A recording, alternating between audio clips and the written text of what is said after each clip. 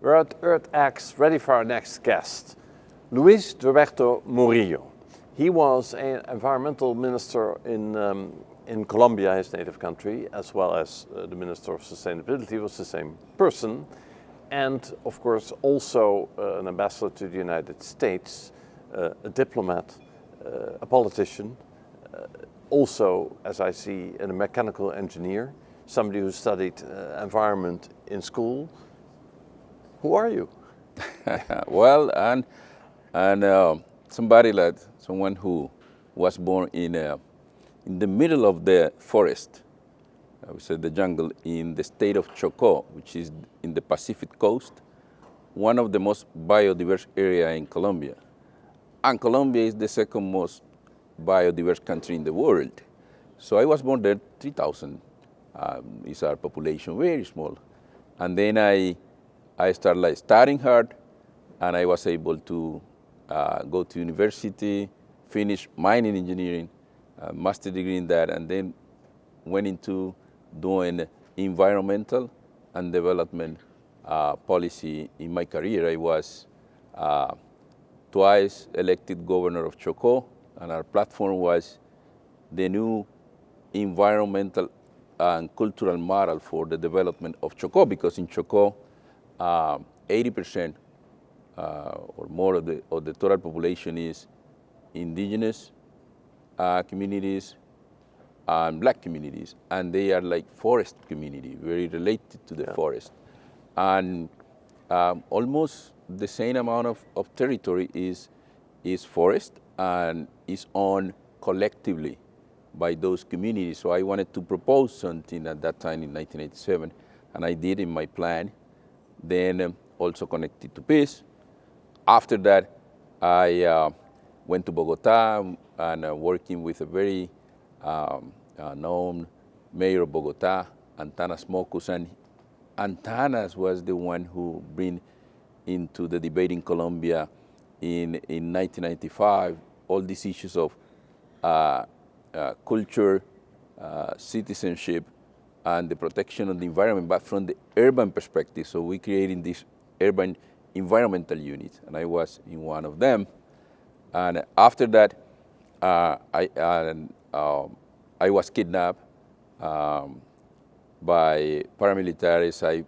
I was forced to flee the country, and I started doing work on peace and development and humanitarian assistance with an organization called Lutheran World Relief for years.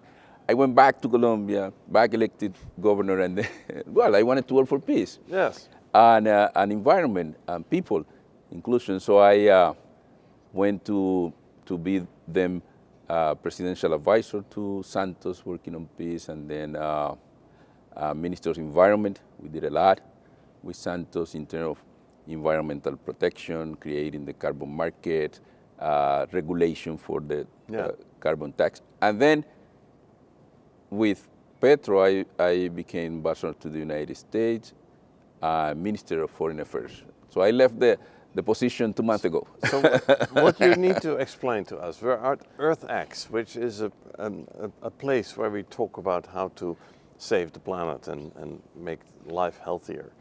And you told us that you come from this place in Colombia, indeed, the country with second highest level of biodiversity. And you were even within that country in a very small place, a small town. And so you know the value of the environment. That's what That's what I think I should conclude. And here it is. You wanted to be a mining engineer. Why is that? That's destroying the earth. Not necessarily, because at that time, my hope was that we can start in mining to restore the income of those communities. Because when I left, the mining activity that was, by the way, was a mining town, and that mine was owned by American company. So they start from kind of decline. So I said, well, I need to study mining to help to keep that company, but to do this in a different way. When I came back, the company was already in bankruptcy and no company anymore. So we started doing environmental work to see how these communities can have some income. So this is one of the points. And this conference is fantastic because EarthX, I have been participating in several. So I was in 2023, Trammel Crow invited me and also Rajan Singh, and was fantastic to meet all these people like working with the same vision and also the objective of protecting the planet. So I find very outstanding community, and I see that in this conference too. So we can share experiences, like some achievement challenges, and also work together.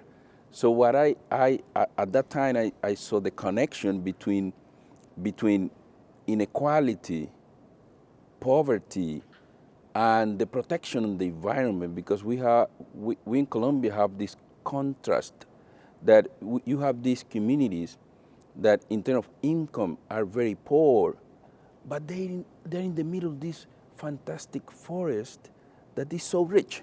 Yeah.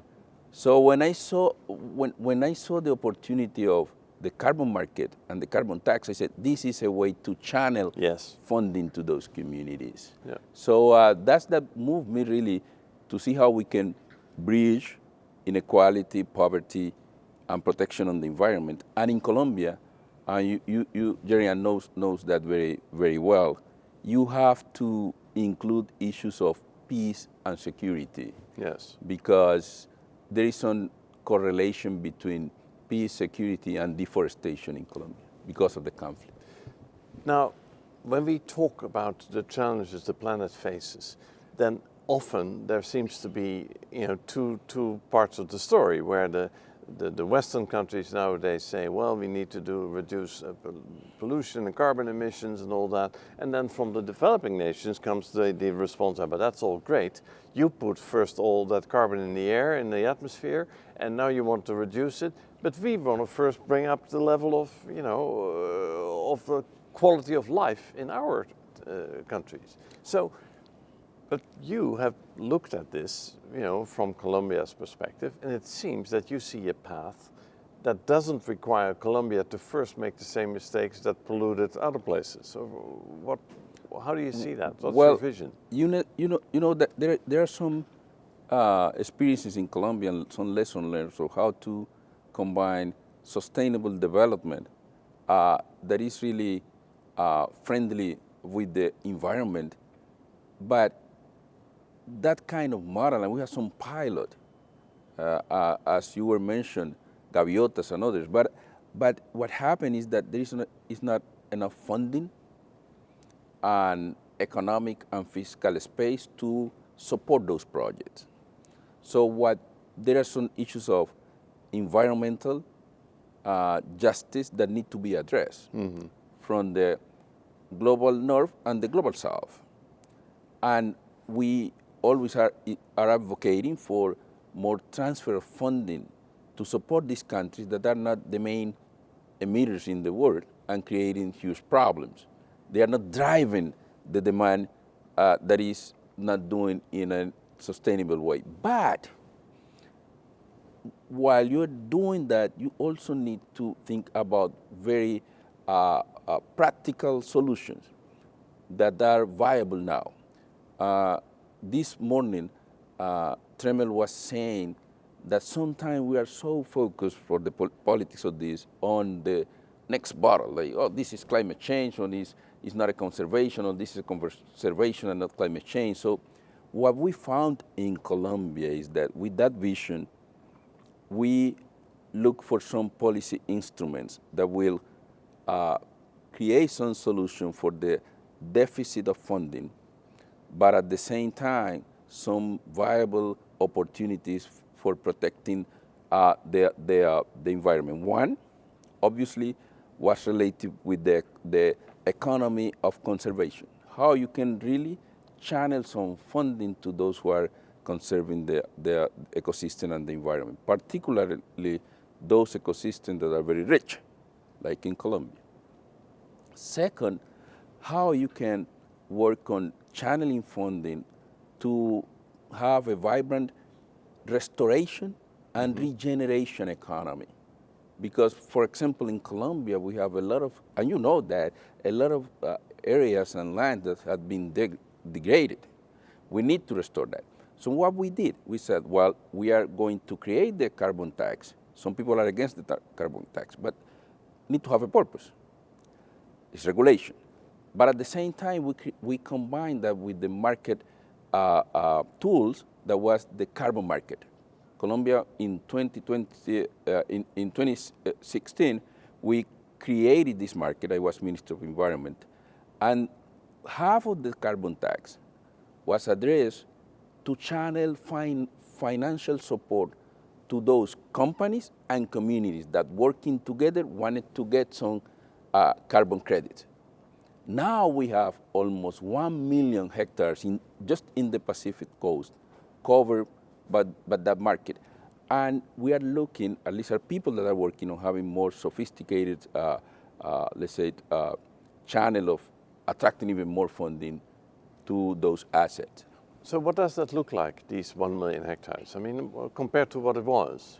Oh, well, first, these communities, like in my small town, they never get that significant amount of funding to do their own projects and for their own basic needs.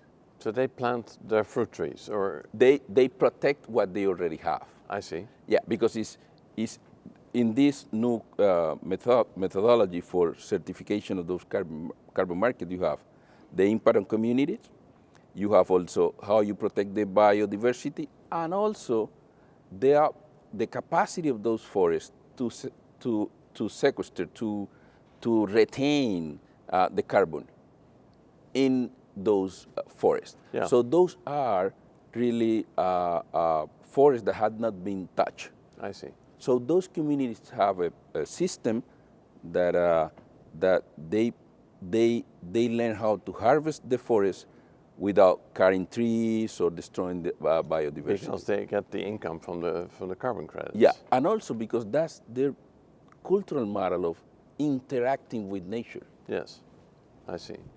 So you did very innovative things, like you were probably one of the very first as Minister of Environment worldwide to introduce a tax for plastic bags. Didn't you do that? That's right. That's something that also we did. I was Minister of Environment when we introduced that.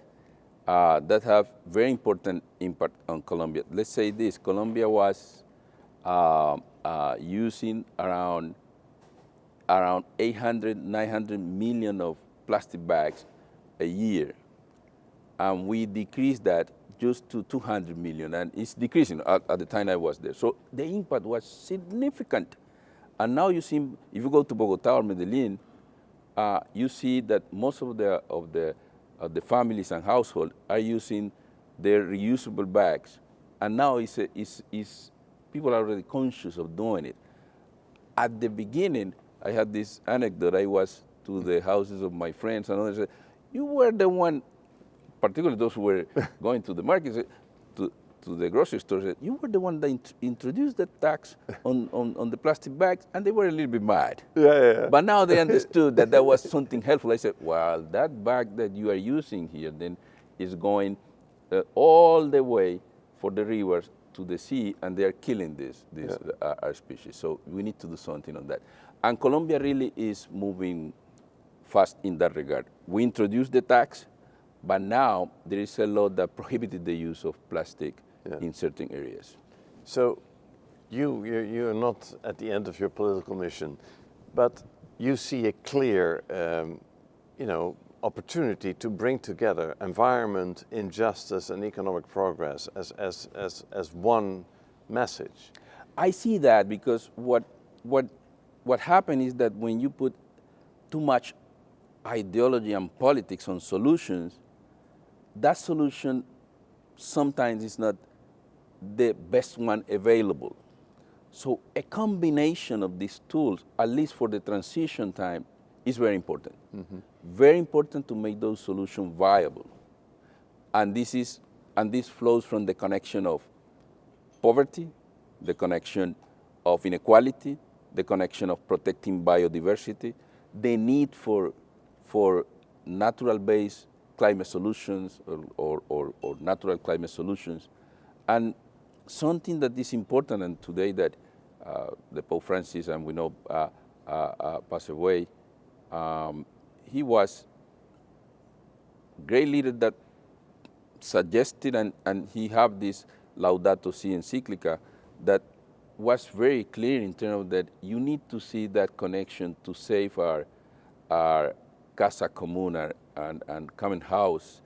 And I think that that's very relevant. And you have to be very open to different tools to be implemented for concrete solutions. How important is leadership for change?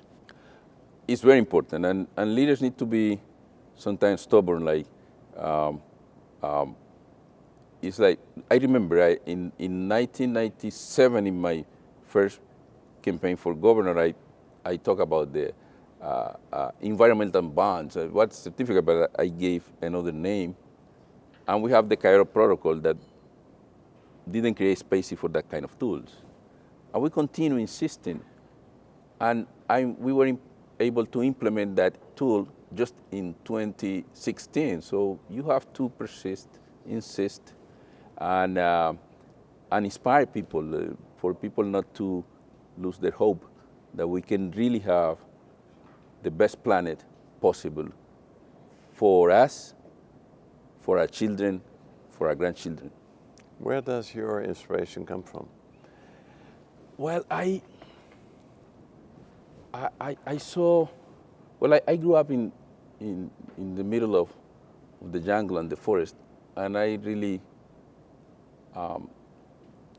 love and I adore my territory, as we say in Colombia. And also my inspiration came from those communities that they were so hopeful on one day having some kind of income that is related to what they have. And they, despite the difficulties, the conflict, poverty, the lack of basic services, they continue believing that those people over there in Bogota or in Dallas or in Washington will find a solution for their problems. And we cannot let those people down.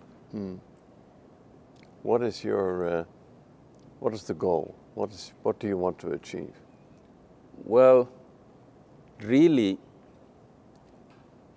I value peace, that people can live quietly without, like, exercise their freedom to prosper.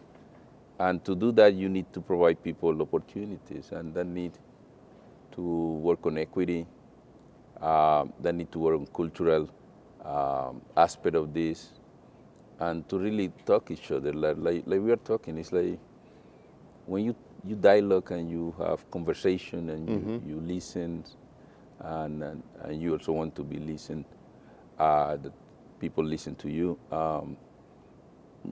that really create like a better world. That this is really my goal, because I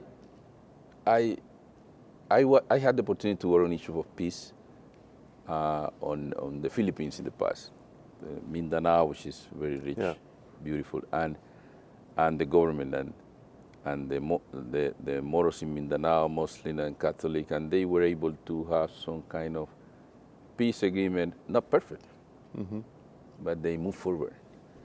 I was a Lutheran already. I saw the negotiation between the Indonesian government and the rebels in Banda Aceh, and particularly when the tsunami struck that country, they realized that fighting each other was secondary, and they reached peace.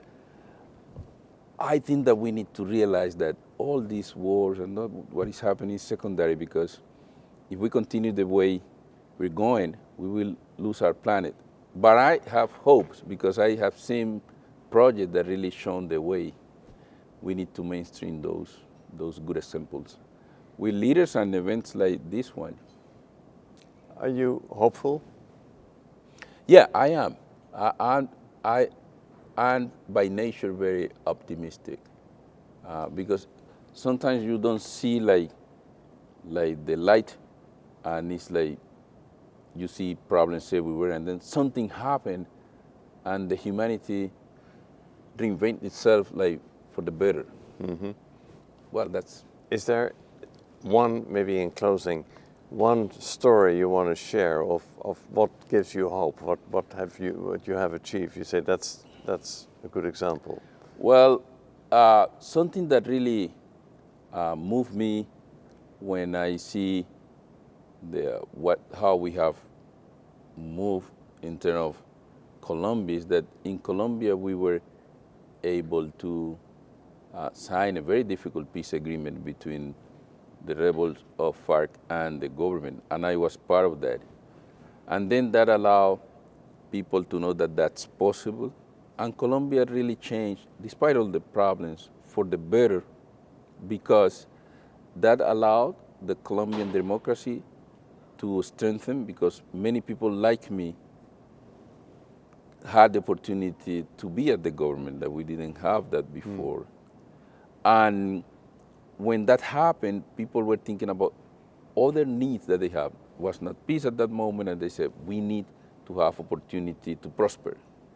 And that showed that countries really can progress and move forward. And the story of Colombia is the one that moved me, because I think that showed that things, well, that change and for the better is really something that